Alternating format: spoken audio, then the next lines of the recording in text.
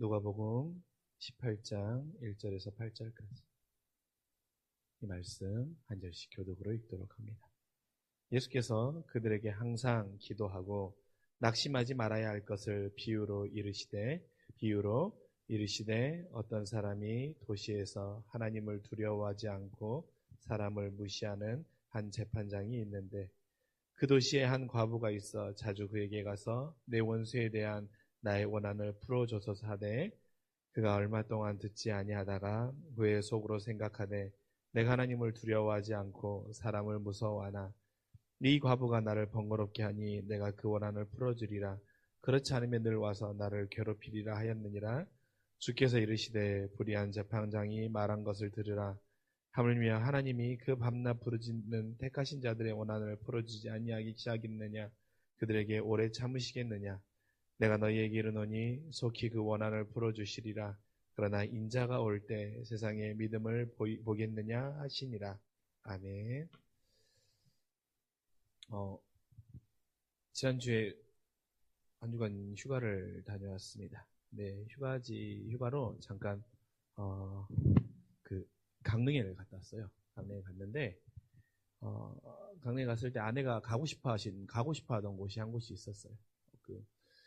어떤 호텔의 뒤에 소나무 숲이었어요. 어느 호텔 뒤편에 있는 소나무 숲을 한번 가보자는 거예요. 그래서 호텔이면 호텔이고 뭐 바닷가면 바닷가지. 강릉까지 와서 왜 호텔 뒤에 소나무 숲을 가고 싶어 하나 그랬더니 그래서 한번 가보자 하면서 왜 거기를 가고 싶냐고 물어봤더니 도대체 그 소나무밭 밑에 송이가 있다라는 거예요. 송이가. 근데 여러분 상식적으로 사실 송이는 산에 있잖아요. 근데 그 송이가 있다라는 거예요. 그 소나무밭에. 그래서 아니 도대체 소나무밭에 송이가 어디 있냐? 송이는 산에 있는 거 아니냐 그랬더니 아니래요. 본인이 유튜브에서 봤다라는 거예요. 그러면서 그 유튜브에 나오는 거를 보여주는 겁니다.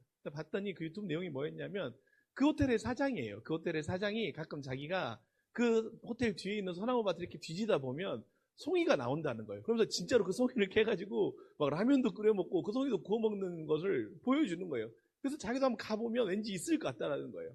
그래서 이제 갔습니다. 여러분 가서 이제 제가 거기를 뒤져봤는데 어떻게 했습니까? 꽝이죠. 송이가 어디 있어요? 없죠. 근데 이제 그때부터 제가 이제 거기서 한 2박 3일 정도 있으면서 자꾸 소나무 보면 자꾸 밑에를 보는 거예요. 혹시 거기 송이가 있지 않을까 싶어서 거기뿐만 아니라 이제 그 경포 주변에 보면 막 소나무 이렇게 많더라고요. 근데 자꾸 그 나무를 지나가면서 바다를 보는 게 아니라 소나무 밑에를 계속 보는 거예요. 혹시 송이가 있지 않을까? 혹시 송이가 있지 않을까?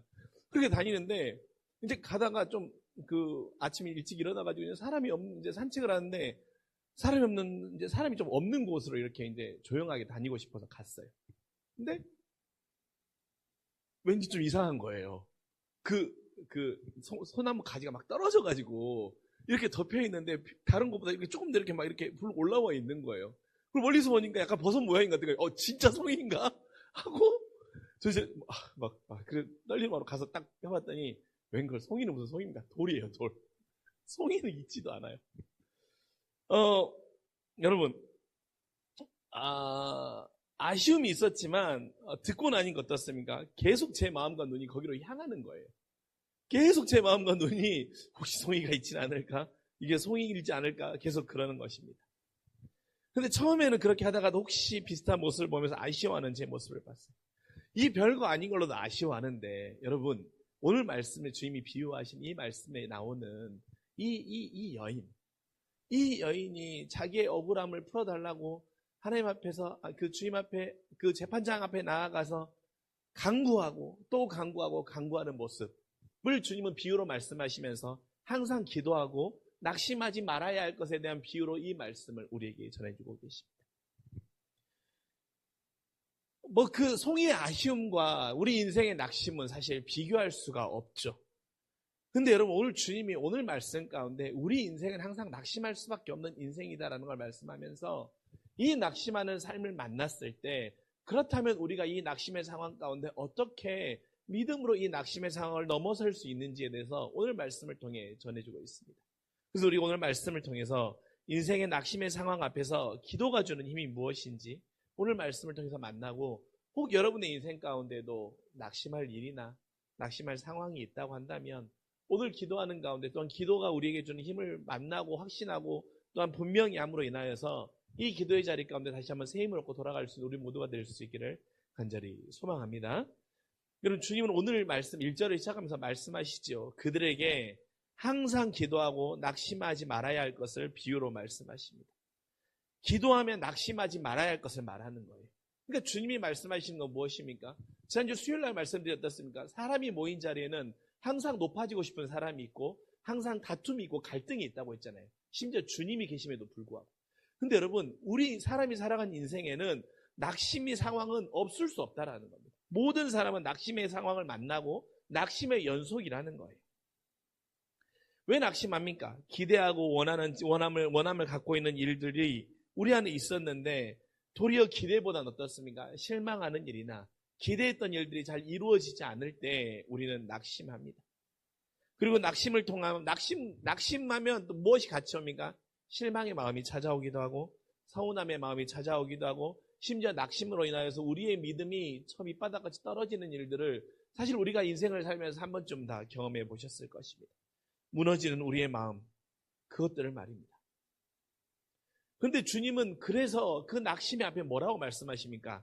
항상 기도하고 낙심하지 말아야 할 것이라고 말씀하시는 거예요.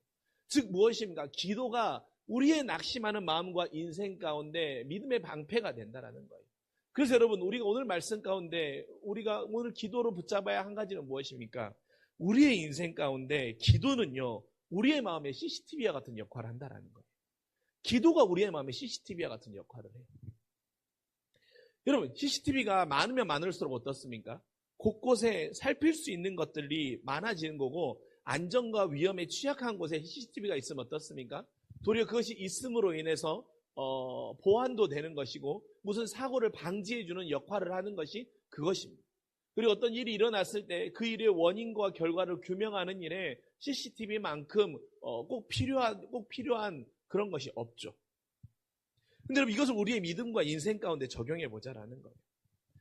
우리도요, 낙심의 인생의 자리에 섰을 때 여러분, 우리가 항상 낙심의 자리에 서면 어떻습니까? 그 낙심의 상황을 만나면 나는 항상 나 상처받았어. 낙심하는 일 때문에 내가 상처받았어.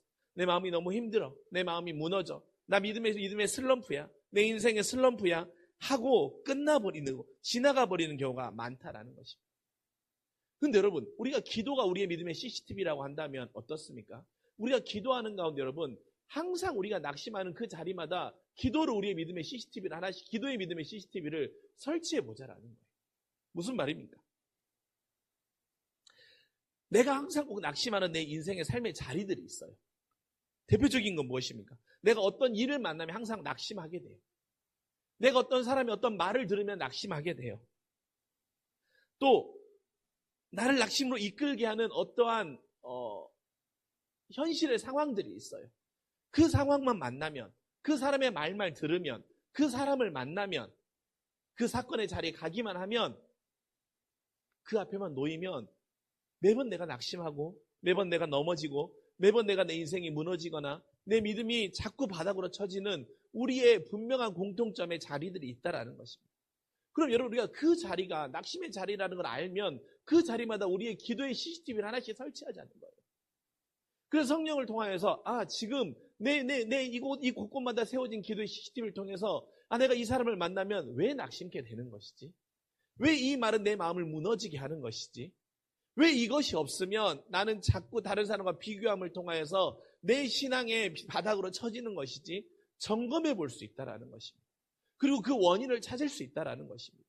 그리고 이것이 더 이상 이것 때문에 내 마음이 낙심하지 않도록 할 수 있도록 기도하는 가운데 성령께서 우리에게 방법을 안내해 주시고 또한 그 자리로 우리가 또 혹시 그 자리로 가려고 하면 그 자리로 가지 않도록 방어해 주시고 제한해 주시고 막아주는 역할이 기도가 우리의 그런 믿음의 CCTV 역할을 한다는 거예요. 그러니까 여러분, 낙심의 상황을 만나거나 낙심의 현실에 놓이십니까? 그러면 또 내가 무너졌네. 그렇게 끝나버리지 마시고 그때마다 여러분 기도로 여러분의 믿음의 CCTV를 그 자리마다 설치하십시오. 그러면 여러분을 낙심케 했던 것들이 10개였다면 기도하는 가운데 기도하며 항상 기도하여 낙심하지 않도록 주님이 안내해 주셨던 것처럼 기도하면 이 10가지가 8개가 되는 것이고 5개가 되는 것이고 도리어 나중에는 지난 수요일에 말씀드렸던 것처럼 예전에는 이것이 나의 낙심의 원인이 되었다고 한다면 이것이 결국에는 내가 은혜를 만날 수 있는 은혜의 재료로 변하게 되는 놀라운 역사가 우리 안에 일어날 수 있기를 간절히 소망합니다. 그래서 여러분, 기도는요, 여러분이 기도한다라는 것은 여러분의 믿음의 CCTV를 아주 많이 심는 거예요. 그러니까 여러분, 기도를 멈추지 마십시오. 너 기도를 멈추지 않아야 돼요. 기도를 멈추지 않을 때 우리가 낙심하는 일이 사라지는 것입니다.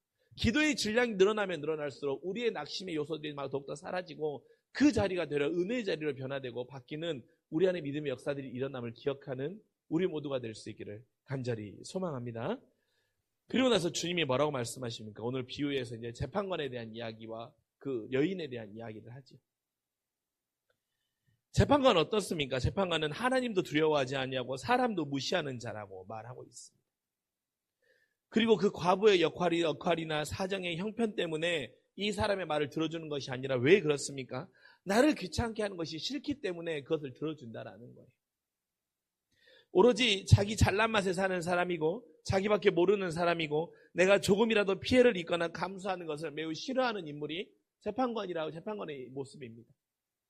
그러니까 이 사람은 사실 낙심할 일이 상대적으로 덜하죠. 도리어 세상 가운데 승승장구하는 일이 더 많을 것입니다. 그런데 반대로 과부는 어떻습니까? 이 사람과 재판장과 너무나 인생이 대조적입니다. 남편도 없죠. 당시에 과부이다 보니까 사람들에게 더욱더 많은 차별도 받았을 것이고 제약도 많았을 것이고 멸시도 많았을 것입니다. 억울한 일도 너무나도 많았을 거예요. 아마도 상상해보면 그 억울한 일이 처음이 아니었을 것 같아요. 당하다가 정말 이제는 너무나도 참을 수 없으니까 내가 그 사람한테 가서 내 재판관한테 가서 따지지 않으면 도저히 내가 살 수 없을 것 같은 상황에 노인이 그 재판장에게 귀찮게라도 가서 매번 나의 억울함을 해결해 달라고 여인이 말했을 것입니다. 너무나도 많은 인생의 상황들 가운데 낙심케 하는 일들이 많은 인생이 아마 그 과부의 인생이었을 것입니다. 낙심의 투성이었던 것이죠. 그런데 어떻습니까? 저와 여러분의 인생의 대부분은 사실 재판관보다는 과부의 인생과 같은 인생이 사실 우리의 인생 아닙니까? 그러니 밤낮으로 부르짖는 것 말고는 위로와 소망의 길을 찾기에는 어려운 것이 현실입니다. 이 과부가 재판관에게 매일매일 찾아가서 시도 때도 없이 찾아가서 나의 억울함을 해결해 달라고 했던 것처럼 우리도 하나님 앞에 부르짖지 아니하고는 우리가 이 세상 가운데 매일 낙심케 하는 일들이 정말 투성이에 놓인 이 세상의 현실 가운데 우리가요 소망의 길을 찾는다라는 것은 매우 어렵다라는 것입니다. 그래서 기도를 멈출 수가 없는 거예요. 기도하지 않으면 낙심할 수밖에 없고 기도하지 않고 세상 가운데 나아가면 나를 넘어뜨리려고 하는 현실의 문제들이 너무나도 많이 도사리고 있기 때문입니다. 그러나 기도하면 어떻습니까? 우리를 낙심의 상황 가운데서 견디게 하며 살게 하는 소망의 힘이 있는 것을 우리 모두가 기억할 수 있기를 또 잊지 않기를 원합니다. 그래서 여러분 주님은 6절에도 뭐라고 말씀하십니까? 7절 말씀에 뭐라고 말씀하십니까? 하물며 하나님께서 그 밤낮 부르짖고 택하신 자들의 원한을 주지 아니하시겠느냐? 그들에게 오래 참으시겠느냐라고 말씀하시는 거예요. 뭐뭐 하시겠느냐라고 하고 있어요. 뭐뭐 하시겠느냐? 뭐뭐 하시겠다가 아니라 하시겠느냐라고 말하는 거예요. 무슨 의미입니까? 이것은 바로 낙심 앞에 바로 응답의 결과를 말하는 것이 아니라 소망과 소망에 더 강조점이 있다라는 거죠. 소망에 더 강조점이다. 그러니 기도로 부르짖을 때 우리는 낙심하는 것 가운데 세상 가운데 하나님의 은혜를 만나게 되는 것이고 하나님의 뜻을 발견하게 되는 거죠. 그러니까 여러분 이 말씀은 하나님 앞에 내가 기도하고 졸으면 하나님이 그래 귀찮다. 야 내가 다 들어줄게.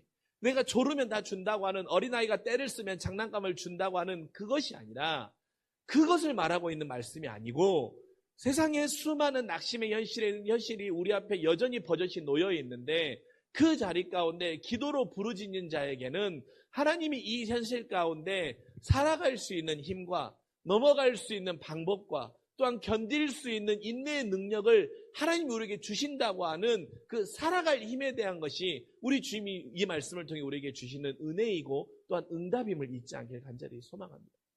여러분 만약에 이 여인이요 어떤 A라는 문제를 가지고 재판관한테 나아갔어요. 그래서 재판관은 계속 졸랐어요. 그래서 해결해 줬어요.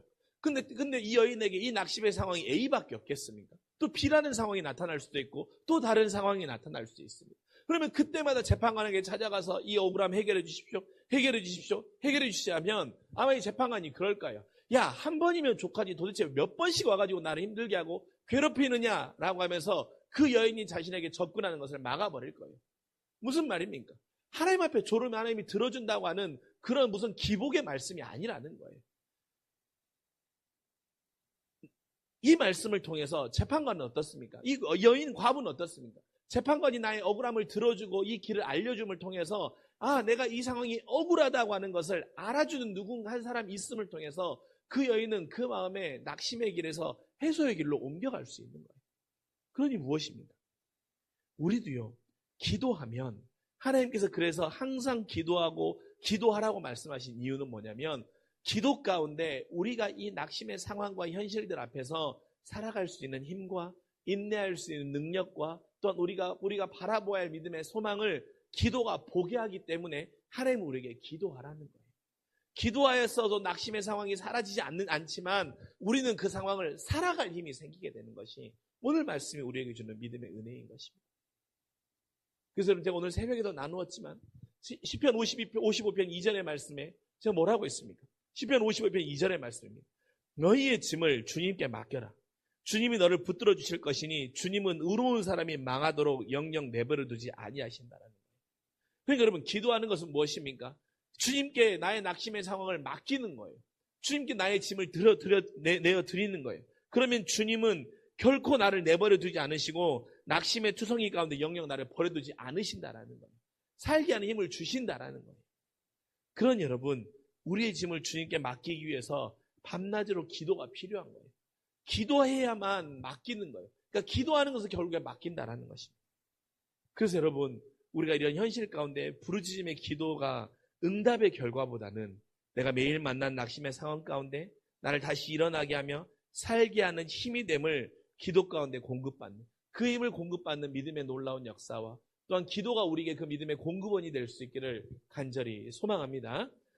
그러면서 주님이 비유의 말씀을 하면서 8절에는 또 이런 말씀을 하세요. 내가 너희에게 이르노니 속히 그 원한을 풀어주리라. 그러나 인자가 올 때 세상의 믿음을 보겠느냐 하신 거예요. 내가 이 땅에 올 때 그런 사람을 보겠느냐라고 주님이 말씀하세요. 그리고 이 말씀은 좀 역설적이지 않습니까? 보겠느냐라는 거예요. 이런 믿음을 가진 자를 내가 볼 수 있겠느냐라고 말하는 거예요. 주님이 반문하고 계신 거죠. 낙심이 가득하고 기쁨과 원함을 얻기보다는 낙심할 일이 더 많은 현실 앞에서 믿음을 찾아볼 수 있겠느냐라고 하는 염려를 주님이 보이고 계신 거예요. 사람 때문에 낙심하고 물질 때문에 낙심하고 건강 때문에 낙심하고 가족 때문에 낙심하고 심지어 이것들이 동시에 찾아오면 너희들이 항상 기도함을 통해서 낙심하지 아니하고 낙심의 상황 가운데 소망을 지켜내는 그 믿음의 삶을 살아가는 사람을 내가 진짜 만날 수 있을까라고 하는 주님의 염려가 오늘 이 고백 가운데 담겨 있는 것입니다. 쉽지 않다라는 거죠. 낙심의 상황이 한두 개, 세 개 동시에 찾아오면 말입니다. 하지만 이런 주님의 염려를 깨어드릴 수 있는 우리 모두가 될 수 있기를 간절히 소망합니다. 여러분, 주님이 그런 사람이 있을까? 그런 사람이 있을까라고 염려하고 있는데 아니 주님, 내가 바로 그 사람이 되겠습니다. 주님이 염려하고 계시는데 주님이 찾으시는 그 한 사람이 내가 되길 원합니다라고 하는 여러분 안에 그 믿음의 도전이 있기를 간절히 소망합니다. 그래서 여러분, 지난 수요일에도 말씀드렸잖아요. 정말 그 하나냐가 모든 사람이 하나님을 경외함이 뛰어나해서 놀라운 사람이 되었던 것처럼 여러분도 주님의 그 염려를 풀어드리는 여러분이 될 수 있기를, 저와 여러분이 될 수 있기를 원합니다. 낙심의 상황 가운데 기도로 그 상황을 돌파해가고 기도 가운데 소망의 길을 찾는 그 믿음의 사람.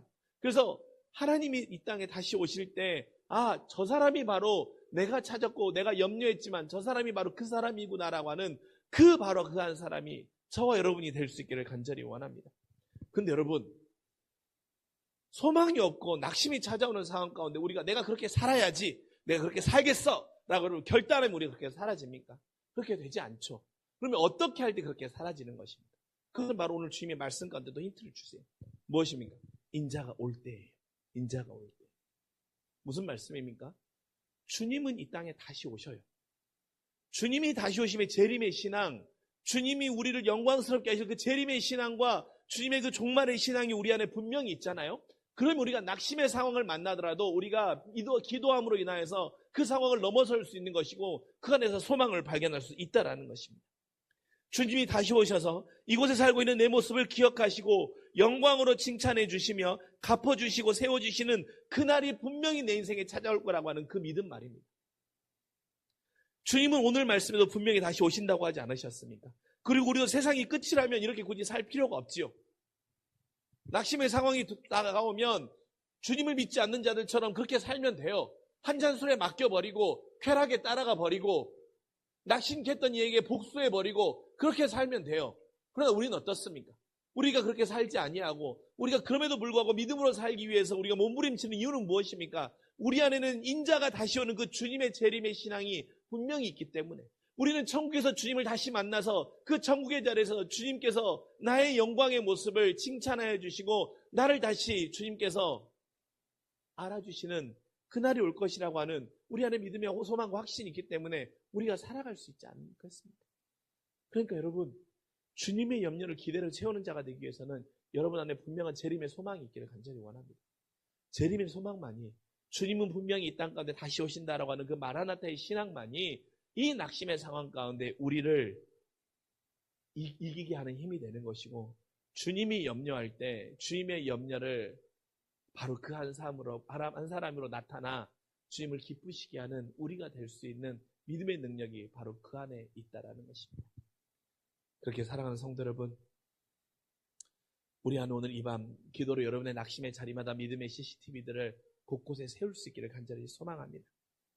그 믿음의 CCTV를 곳곳에 세움으로 인하여서 여러분 밤낮으로 부르짖을 수 있는, 그리고 그 부르짖음은 내가 곧 부르짖었기 때문에 하나님 내게 응답을 주실 거야 라고 하는, 응답 내게 가장 좋은 것을 주실 거야 라고 하는 그 결과보다는 내가 살게 하며 나아가게 하며 그 안에 소망을 발견하게 하는, 나를 살아가는 힘을 주시는 과정으로서 우리 안에 그 부르짖음의 기도들이 있기를 간절히 원합니다. 그리고 주님의 염려를 기대로 바꿔줄 수 있는 저와 여러분이 되기 위하여서 우리 안에 분명한 재림의 소망과 주님의 다시 오심의 그 소망을 기억하며 이 밤 기도함을 통하여서 혹 여러분의 인생 가운데 지금 낙심의 상황에 놓여있는 분들이 계신다고 한다면 이 주님의 다시 오심의 신앙이 여러분을 다시 살게 하는 믿음의 놀라운 힘이 될 수 있기를 주님의 이름으로 간절히 축원합니다. 기도하겠습니다. 하나님, 나는 인생을 살다 보면 너무나도 많은 낙심할 일들을 만나게 됩니다. 그런데 하나님, 이제는 더 이상 그 낙심하는 상황 가운데 또 넘어지고 또 걸리고 또 실패하고 싶지 않습니다. 그렇게 아버지 하나님, 그 낙심의 자리마다 내 믿음의 기도의 CCTV들을 설치하기를 원합니다.